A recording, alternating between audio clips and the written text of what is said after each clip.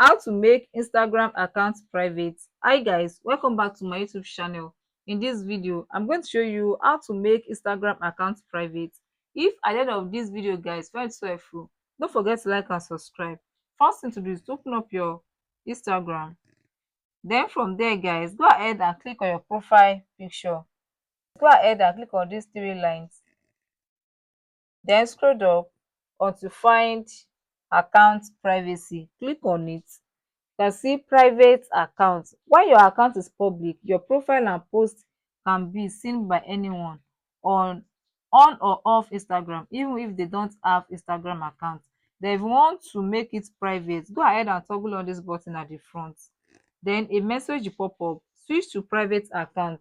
Only your followers will be able to see your photos and videos. Then go ahead and click on switch to private. A message will also pop up. Want to review your followers, you can make changes to who can see your posts and stories.